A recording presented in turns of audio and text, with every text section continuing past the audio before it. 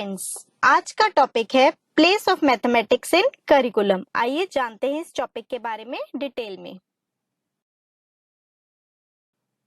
आइए पहले जानते हैं AIIMS and objectives of teaching maths, कि मैथ्स पढ़ाने के क्या एम है और क्या उसके ऑब्जेक्टिव होते हैं। आइए अब जानते हैं एम्स ऑफ टीचिंग मैथ्स। जो मैथ्स है वो एक रियल लाइफ है। कैसे? अगर हमें समय देखना हो उसमें मैथ्स का उपयोग होगा, अगर शॉपिंग करने जानी हो मैथ्स का उपयोग होगा, कुछ माप तोल करना हो मैथ्स का उपयोग, कोई गाड़ी की वेलोसिटी एक्सेलरेशन निकालनी हो मैथ्स का उपयोग होगा। तो जो एम है मैथ्स को पढ़ाने का वो क्या है? बच्चों को प्रैक्टिकल बनाना, ताकि वो अपने रोजमर्रा के काम आसानी से कर पाए, कोई चीज खरीद पाए, समय देख पाए। बच्चों में डिसिप्लिन लेके आना कि गाड़ी कैसे चलानी है, किस दिशा में चलानी है, क्या डायरेक्शन होनी चाहिए, क्या स्पीड होनी चाहिए, क्या स्पीड लिमिट्स है, ये सब मैथ से आता है। अगला है कल्चरली स्ट्रॉन्ग करना बच्चों को। अगला है वोकेशनल। वोकेशनल मतलब जब बच्चे आगे जाके वोकेशनल सब्जेक्ट्स लेते हैं तो मैथ्स उनके दिमाग का विकास करता है, ताकि वो अपने लिए सब्जेक्ट चूज कर पाए कि वो उनके लिए सही है या नहीं, वो उनको जीवन में उन्नति देगा या नहीं। अगला है सोशली। सोशली स्ट्रॉन्ग करना एम है मैथ्स को पढ़ाने का। कैसे सोशली स्ट्रॉन्ग होंगे? बच्चे बाहर जाते हैं, कुछ खरीदते हैं, सोशल इंटरेक्शन करते हैं। अगर बच्चों को मैथ्स नहीं आता होगा वो बाहर जाने में झिझकेंगे, कोई चीज खरीदने में झिझकेंगे, तो उनकी सोशल इंटरेक्शंस पे कमी आ सकती है। अगला है मॉरली स्ट्रॉन्ग करना। इससे बच्चों में मॉरल वैल्यूज आती हैं। आइए अब जानते हैं objectives of teaching maths. Maths पढ़ाने के क्या ऑब्जेक्टिव हैं? मैथ्स पढ़ाने के दो मुख्य ऑब्जेक्टिव होते हैं, एक जनरल और एक स्पेसिफिक। आने वाली स्लाइड्स में हम इनको डिटेल में पढ़ते हैं। आइए जानते हैं जनरल ऑब्जेक्टिव्स क्या हैं। जनरल ऑब्जेक्टिव्स यानी कि जो भी किसी भी एक गोल के लिए नहीं है, उनका काम है मैथ्स के कंसेप्ट को, थ्योरीज को और फैक्ट्स को बच्चों को अच्छे से समझाना स्टेप बाय स्टेप, और जो मैथमेटिकल आइडियाज है वो बच्चों में अच्छे से डालना विद प्रिसिशन एंड एक्यूरेसी, बिना किसी गलती के और बहुत एक्यूरेटली। बच्चों का इंटरेस्ट डेवलप करना मैथ्स की तरफ पॉजिटिवली, बच्चों में इंटरेस्ट आए, बच्चों को मैथ्स अच्छा लगे, वो उससे डरे ना, और बच्चे मैथ्स को अपनी रियल लाइफ प्रॉब्लम्स में अप्लाई कर सके, वो सॉल्व कर सके मैथ्स के द्वारा अपनी प्रॉब्लम्स को। बच्चा एल्गोरिथम यूज कर सके प्रॉब्लम सॉल्व करने के लिए। बच्चा अप्रिशिएट कर सके मैथ्स को, मतलब मैथ्स से वो इतना खुश हो जाए कि हाँ उसे मैथ्स आता है इसलिए वो ये प्रॉब्लम सॉल्व कर सकता है। बच्चा एल्जेब्रिक स्किल और क्रिटिकल रीजनिंग में मास्टरी कर ले। ये सब उसके जनरल ऑब्जेक्टिव हैं। मैथ्स को किस तरीके से क्रिएटिव बनाया जा सकता है? जैसे यहाँ बच्चे को जमा सिखा रहे हैं, एडिशन सिखा रहे हैं, but through images. Image draw की है, उस पे प्लस का साइन लगाया, बच्चे ने इमेज ड्रॉ की। It is a creative method to learn maths. इससे ऑब्जेक्टिव तक इजीली पहुंचा जा सकता है। बच्चे को क्वेश्चन दे सकते हैं, मैथ्स का ही है, फाइंड अ पैटर्न। अब इसमें 2 का टेबल यूज हुआ है तो बच्चा इजीली बता सकेगा इसमें 4 आया, but it is a creative one. Now here right a number sentence. अब इसमें भी मैथ्स का उपयोग हुआ है। अब बच्चे को पूछा गया है कि इसको सेंटेंस में लिखो, दैट 4 2 इज इक्वल टू 6। अब इसमें उसकी मैथ्स भी देखा गया और उसकी इंग्लिश भी इंप्रूव हुई। मेक अ चार्ट, टेबल और ग्राफ। अगर बच्चे को कुछ चार्ट बनाने को कहें, टेबल बनाने को कहें या ग्राफ ड्रॉ करने को कहें, उसमें भी मैथ्स का उपयोग होगा। एक क्रिएटिव तरीके से हम बच्चे में मैथ्स के को सीखने का डाल सकते हैं कि उसको हाँ सीखना है, उसको पॉजिटिवली ले मैथ्स को। आइए जानते हैं स्पेसिफिक ऑब्जेक्टिव्स क्या हैं। स्पेसिफिक ऑब्जेक्टिव्स जो होते हैं वो शॉर्ट टर्म इमीडिएट गोल्स के लिए होते हैं। कुछ गोल बना लेते हैं और उसको अचीव करना है, that is a specific objective. ये स्पेसिफिक ऑब्जेक्टिव क्लासरूम टीचिंग से या एजुकेशनल प्रोसेस से अचीव हो सकते हैं। जो इंस्ट्रक्शनल ऑब्जेक्टिव्स हैं वो क्या हैं? उनका रिलेशन होता है आउटकम पे, ना कि प्रोसेस पे। जो हमें अचीव करना है, जो हम कर रहे हैं उससे वो अचीव होगा कि नहीं, ना कि प्रोसेस पे कि ये प्रोसेस कैसे फॉलो किया। जो ये स्पेसिफिक ऑब्जेक्टिव होते हैं ये स्पेसिफिक होते हैं और ये मेजरेबल होते हैं, इनको हम माप सकते हैं, इनको हम पूरे सुझाव के साथ बनाते हैं। ये ऐसे ही ब्रॉड और इंटेंगेबल नहीं होते। इनका जो कंसर्न होता है वो स्टूडेंट्स को लेकर होता है, टीचर्स को लेकर नहीं। इनका जो कंसर्न होता है वो इस तरीके से होता है कि स्टूडेंट ये टॉपिक ऐसे समझ पाएगा और इसको गोल अचीव हो पाएगा कि नहीं। जो स्पेसिफिक ऑब्जेक्टिव हैं वो ऑब्जर्वेबल होते हैं, वो बिहेवियरल होते हैं नेचर में, वो मेजरेबल होते हैं, उनको माप सकते हैं, उनके बिहेवियर को टेस्ट कर सकते हैं और उनके आउटकम पे ध्यान दे सकते हैं कि हमारा गोल अचीव होगा कि नहीं होगा। जो इनका लेवल ऑफ अटेनमेंट होता है ये बहुत कम होता है, ये बहुत जल्दी अचीव हो जाते हैं अगर सही ढंग से फॉलो किए गए हों। इनका करिकुलर एस्पेक्ट से पूरा रिलेशन होता है और इनको हम इजीली इवेल्युएट कर सकते हैं कि क्या ये ऑब्जेक्टिव अचीव करने का मेथड सही था कि नहीं। आइए अब थोड़ा ब्लूम्स टेक्सोनॉमी को भी जान लेते हैं क्योंकि उसने भी एजुकेशनल ऑब्जेक्टिव्स दिए थे। आइए जानते हैं blooms taxonomy of educational objectives के बारे में। पहले जानते हैं टेक्सोनॉमी क्या है। Texas means arrangement and nomos means science. It is a science of arrangements. It is a science of arrangement. It means it is a set of classification principles or structure. किसी भी structure या किसी भी principle का एक set, that is what taxonomy. Domain को हम क्या कहते हैं? कैटेगरी। तो डॉक्टर बेंजामिन एस ब्लूम और उनके एसोसिएट्स ने यूनिवर्सिटी ऑफ शिकागो में ये क्लासिफिकेशन दी थी। इस क्लासिफिकेशन के उन्होंने 3 डोमेन्स दिए हैं। जो टेक्सोनॉमी ऑफ एजुकेशन ऑब्जेक्टिव और ब्लूम्स टेक्सोनॉमी क्या है, एक्चुअली ये क्या है? It is an attempt to identify, define, classify और organise a comprehensive range of education objectives into a compact and measurable structure. किसी भी चीज को समझना, उसको अच्छे से डिफाइन करता और फिर क्लासिफाई करके, ऑर्गेनाइज करके एक कॉम्पैक्ट और मेजरेबल स्ट्रक्चर में रखने को हम कहते हैं ब्लूम्स टेक्सोनॉमी।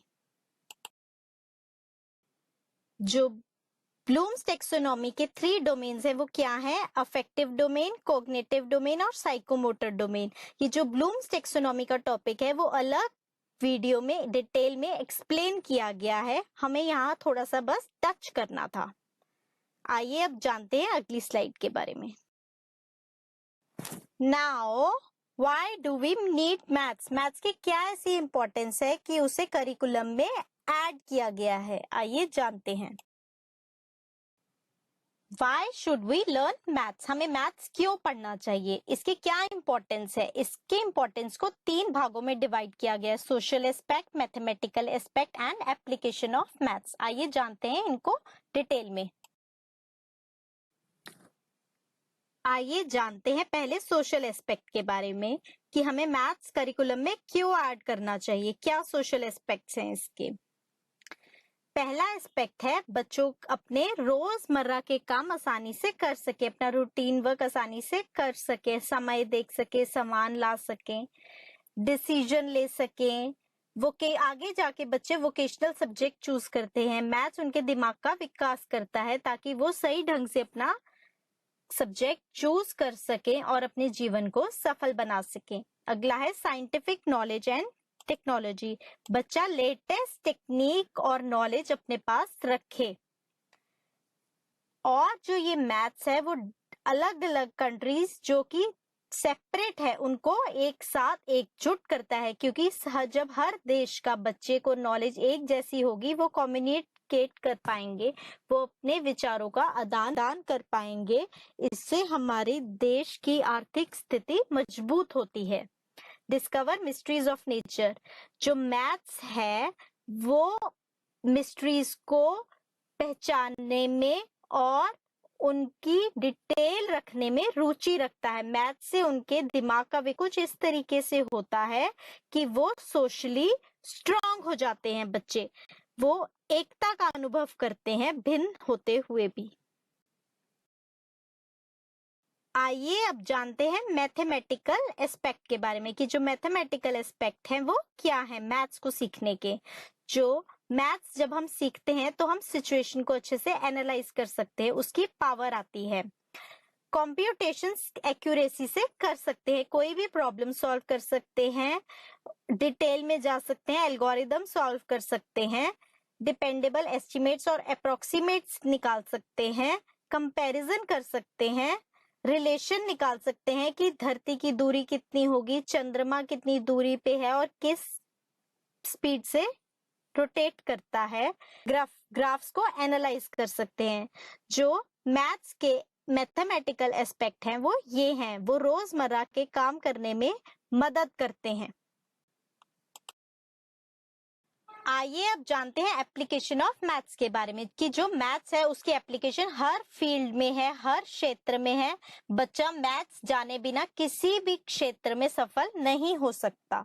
मैथ्स बच्चों को सिविलाइज बनाता है, उनको maths is a mirror of civilisation. बच्चों में सिविलाइजेशन लेके आता है कि कैसे बिहेव करना है, कैसे अपनी पूरी नॉलेज को अप टू दी मार्क रखना है। मैथ्स का पूरा रोल है ट्रेडिंग में, कॉमर्स में, एग्रीकल्चर में, पूरा मैथ्स का इस्तेमाल होता है। जो मैथ्स है वो हमारे कल्चर को संभाल के रखता है और उसे प्रमोट करता है और उसको ट्रांसमिशन में भी मदद करता है कि कैसे एक सदी में दूसरे सदी तक हमारा कल्चर किस तरीके से प्रिजर्व रहना चाहिए और उसका इस्तेमाल कितने आराम से होना चाहिए कि हमारा कल्चरल हेरिटेज बचा रहे। कल्चरल आर्ट्स, मैथ्स का उपयोग आर्ट्स में, पेंटिंग में, ड्राइंग में, हर जगह है। अगर ड्राइंग भी बहुत बहुत बारीकी से बनानी हो तो उसमें भी हम मैथ्स के बॉक्सेस बनाते हैं जो इक्वल सेंटीमीटर के होते हैं, तभी वो ड्राइंग बहुत ब्यूटीफुल होती है। और जो पेंटिंग्स होती हैं बड़ी बड़ी, सब में मैथ्स का उपयोग होता है। एस्थेटिक और प्लेयर वैल्यू, एस्थेटिक और प्लेयर वैल्यू मीन्स जो बच्चों का रोजमर्रा का काम है, जमा घटा, कुछ सामान लेके आना, कुछ खरीदारी करना, कहीं समय देखना, कोई कार की वेलोसिटी, कुछ कार की एक्सेलरेशन निकालना, सब में मैथ्स का उपयोग होता है। तो गणित एक जीवन शैली की तरह है, इसको हम नकार नहीं सकते।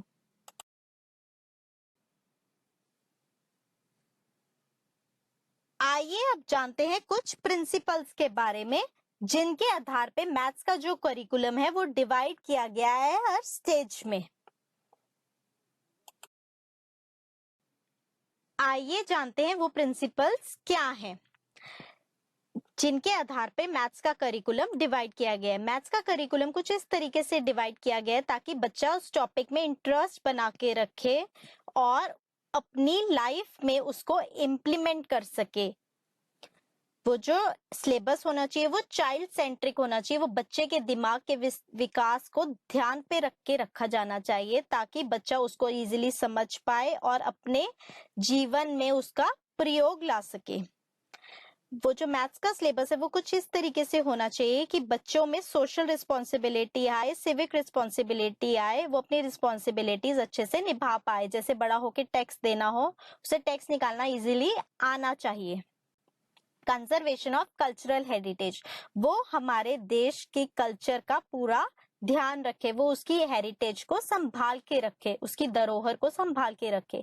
जो सिलेबस होना चाहिए वो थोड़ा फ्लेक्सिबल होना चाहिए, ये मतलब बिल्कुल लकीर के फकीर नहीं होना चाहिए, उसमें थोड़ा सा इंटरेस्ट, थोड़ी सी क्रिएटिविटी और थोड़ा फ्लेक्सिबल उसे रखना चाहिए ताकि बच्चा अपना पूरा इंटरेस्ट उसमें दिखा सके।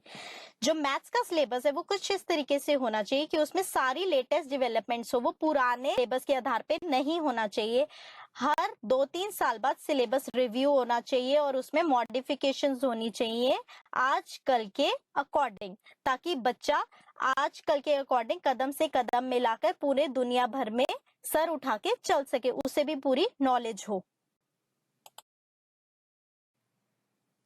आइए अब जानते हैं कि कुछ एरियाज को जो बहुत कंसर्न के हैं जब हम स्कूल में मैथ्स पढ़ाते हैं। अगर टीचर उसको इंजॉयबल नहीं बनाएगा तो बच्चे का इंटरेस्ट नहीं जाएगा, बच्चा बोर फील करेगा।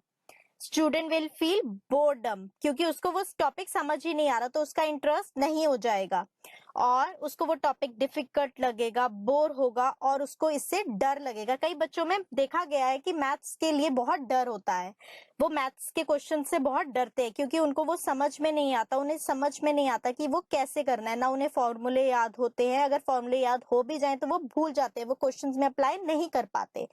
इस सब का ये रिजल्ट इसलिए निकलता है क्योंकि टीचर ने उसको एंजॉयबल नहीं करवाया, उसको क्रिएटिव तरीके से नहीं करवाया। तो एंड रिजल्ट क्या निकलता है? स्टूडेंट विल फील फेलियर, उसको लगता है कि वो मैथ्स कभी कर ही नहीं पाएगा। तो इसमें टीचर का, स्कूल का बहुत मुख्य रोल है कि मैथ्स को किस तरीके से करवाया जाए। आइए जानते हैं अगली स्लाइड में कि किस तरीके से उसे एंजॉयबल बनाया जा सकता है। टीचर का बहुत मुख्य रोल है मैथ्स को पढ़ाने में, कि वो मैथ्स के कंसेप्ट को, मैथ्स के फॉर्मूलाज को कैसे पढ़ा रहा है कि बच्चा उसे इजीली समझ पा रहा है और क्वेश्चंस में सॉल्व कर लेता है और उन्हें याद भी कर लेता है। अब एग्जाम्पल के तौर पे हम देखते हैं a+b होल स्क्वायर। यहाँ दो टीचर्स हैं, teacher A and teacher B. Teacher A ने कुछ इस तरीके से करवाया। a+b होल स्क्वायर को हम ऐसे भी लिख सकते हैं, a+b इंटू a+b। फिर उसको हम सॉल्व कर सकते हैं कैसे? a into A plus a into B plus b into A plus b into B. तो we will get in the end a square plus 2ab plus b square. Teacher A ने कुछ इस तरीके से पढ़ाया और टीचर बी ने इस तरीके से पढ़ाया। उसने एक स्क्वायर ड्रॉ किया और उस स्क्वायर की साइड रख दी a+b। देन अब उसने कहा इसका एरिया निकालो। अब इसका एरिया निकालने के लिए उस टीचर ने इसको डिवाइड कर दिया। कैसे डिवाइड किया? 2 स्क्वायर्स में एंड 2 रेक्टेंगल में। 2 स्क्वायर एंड 2 रेक्टेंगल में इसको डिवाइड कर दिया। अब ईच का एरिया निकालने के लिए उसने एक की साइड a रखी, एक की साइड b रखी। अब उसने कहा जो इस कंप्लीट का एरिया होगा वो क्या होगा? इन सबका एरिया मिला के इज इक्वल टू इन सबका एरिया मिला के। तो it means a+b whole square is equal to इसका एरिया प्लस इसका एरिया प्लस इसका एरिया प्लस इसका एरिया। इसका एरिया क्या होगा? a into A that is a square. इसका एरिया क्या होगा? b into A that is ab। इसका एरिया क्या होगा? b into B that is b square. और इसका एरिया क्या होगा? a into B that is ab। So in the and we will get a square plus b square plus 2ab।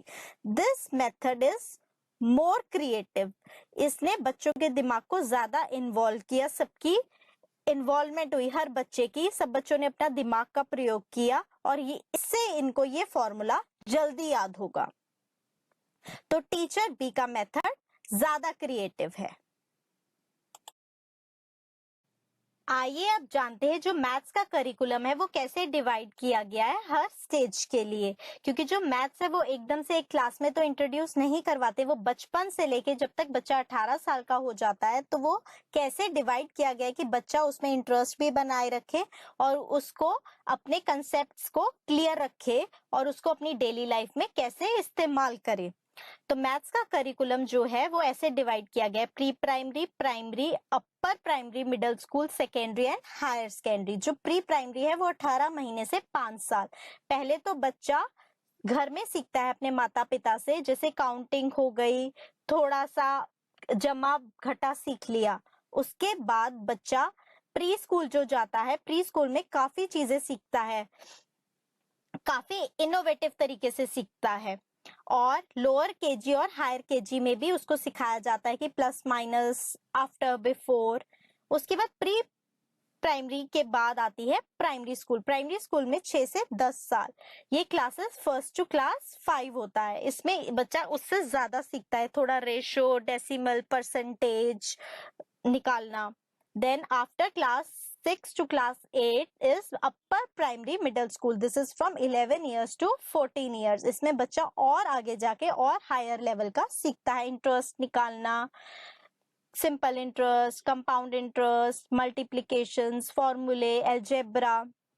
9th and 10th very crucial stage, बिल्कुल मोड होता है, इसमें maths की पीक होती है 14 से 16 साल और क्लासेस आती है 9th और 10th। इसमें बच्चा और हाई लेवल का सीखता है, ग्राफ्स पे काम करता है, एल्गोरिदम्स पे काम करता है और अपने मैथ्स की नॉलेज को और बढ़ाता है। हायर सेकेंडरी 16 साल से 18 साल, इसमें 11वीं और 12वीं आती है। इसमें और आगे जाके डिफरेंशिएशन, इंटीग्रेशन, मल्टीप्लिकेशन के डिफरेंट लेवल, डिवीजन के डिफरेंट लेवल्स, सारे जो लॉग होता है लॉग बुक से करना, ग्राफ्स पे काम करना और हायर लेवल पे जाता है। इसे हम अगली स्लाइड में पढ़ते हैं कि कैसे सिलेबस को डिवाइड किया गया है। आइए अब जानते हैं curricular choices at different stages. जो डिफरेंट स्टेजेस हैं जो हमने अभी पिछली स्लाइड में पढ़ी हैं, उसमें कैसे मैथ्स डिवाइड किया गया है कि हर स्टेज के बच्चे को तो उनके दिमाग के विकास के मुताबिक मैथ्स दिया जाए और वो उसे समझ भी पाए और उसको अपनी डेली लाइफ में उपयोग भी कर पाए। तो मैथ्स कैसे डिवाइड होना चाहिए सिलेबस मैथ्स का हर स्टेज में, आइए जानते हैं। जो प्राइमरी है, प्राइमरी में बच्चों को काउंटिंग अच्छे से आ जानी चाहिए, प्लस माइनस आना चाहिए, आफ्टर बिफोर आ जाना चाहिए, थोड़े से फ्रैक्शंस डेसिमल समझा दिए जाने चाहिए ताकि वो रियल लाइफ सिचुएशन में समझ पाए हाँ कि ये भी मैथ्स के टॉपिक के अंदर है।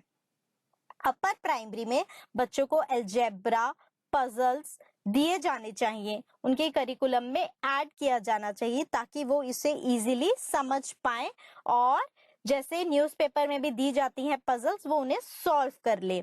और परसेंटेज, रेशो और इंटरेस्ट से भी उनका अच्छे से संबंध जोड़ना चाहिए ताकि वो सिंपल इंटरेस्ट, कंपाउंड इंटरेस्ट थोड़ा थोड़ा जान ले कि वो क्या होता है। और बच्चों को जो प्रॉब्लम सॉल्विंग ऐसी देनी चाहिए जो रियल लाइफ में भी यूज होती हो, जैसे कि कुछ ऐड करना, अगर लॉन्ग एडिशन है तो वो डेली लाइफ में भी यूज होता है। जैसे बच्चा काफी सामान लेने गया तो काफी जमा घटा करना पड़ता है, तो अपर प्राइमरी में बच्चे को उस तरीके से तैयार करना चाहिए। अब सेकेंडरी स्टेज में बच्चे के जो क्वेश्चंस होने चाहिए वो इस तरीके से होने चाहिए, जो प्रॉब्लम है जैसे मैथमेटिकल प्रॉब्लम है वो रियल वर्ल्ड प्रॉब्लम से भी जुड़ी हुई होनी चाहिए। जैसे कि इनकम टैक्स निकालना हो तो इनकम टैक्स निकालना हो, क्वेश्चन अगर बुक में दिया हुआ है तो उसका सोल्यूशन वो आराम से निकाल ले और साथ ही रिलेट कर ले उसे रियल वर्ल्ड के सॉल्यूशन के साथ कि अगर उसके पेरेंट्स टैक्स भरते हैं तो उसका फॉर्मूला क्या होगा, वो टैक्स कैसे निकलेगा सैलरी के बेस पे। तो बच्चा सेकेंडरी स्टेज में इसके लिए बिल्कुल तैयार कर दिया जाना चाहिए। और हायर सेकेंडरी में उसे जान जाना चाहिए कि जो मैथ्स है उसका उपयोग हर क्षेत्र में होता है, चाहे फिजिक्स हो, चाहे बायोलॉजी, चाहे केमिस्ट्री, चाहे पेंटिंग, म्यूजिक, पोएट्री, हर चीज मैथ्स से जुड़ी हुई है, कोई भी उससे भिन्न नहीं है। मैथ्स का उपयोग हर स्ट्रीम में किया होता है। तो मैथ्स का जो विकास होना चाहिए, जो मानसिक विकास मैथ्स के लिए होना चाहिए, वो बचपन से ही इस तरीके से होना चाहिए कि बच्चा बड़े जा होकर अपने क्षेत्र में सफलता प्राप्त कर सके, वो मैथ्स की वजह से पीछे ना रहे। टेस्ट योर नॉलेज, यहाँ हम कुछ क्वेश्चंस लेके आए हैं जो पिछले कुछ सालों में आए हुए हैं सीटैट के पेपर में। आइए आपकी नॉलेज को टेस्ट करते हैं।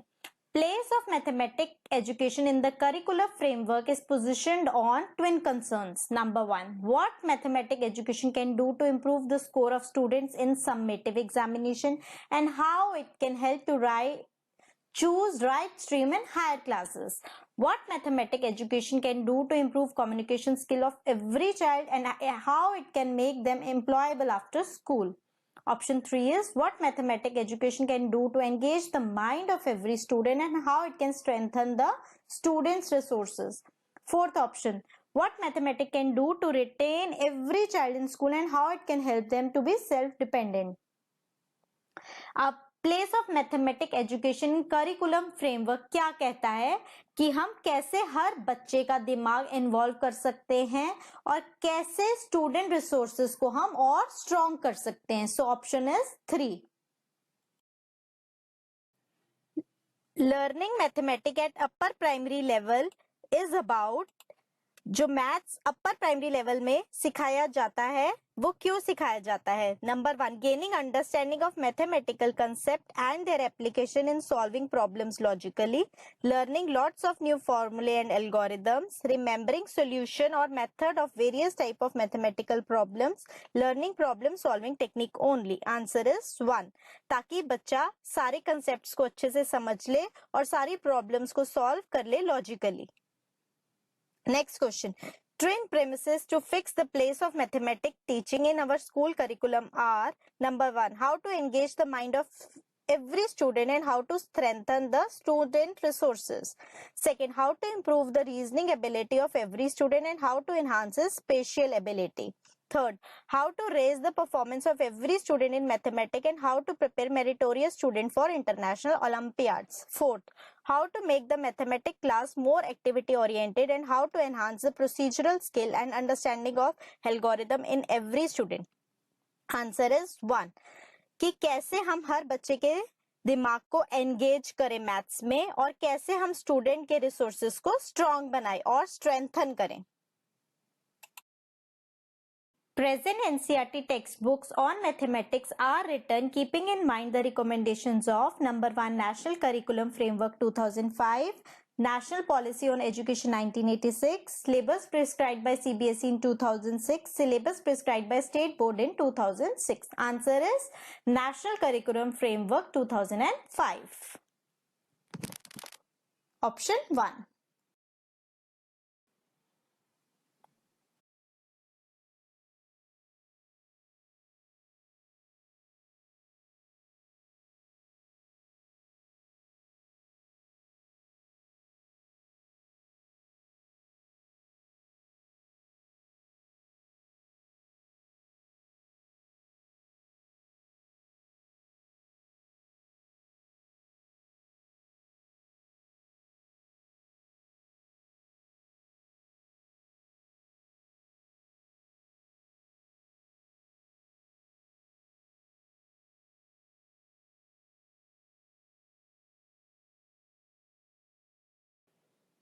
अगला क्वेश्चन हम लेके आए हैं. The main goal of mathematic education is number 1 to help student to understand mathematics, to develop useful capabilities, to develop children's ability for mathematisation, to formulate theorems of geometry and their proofs independently.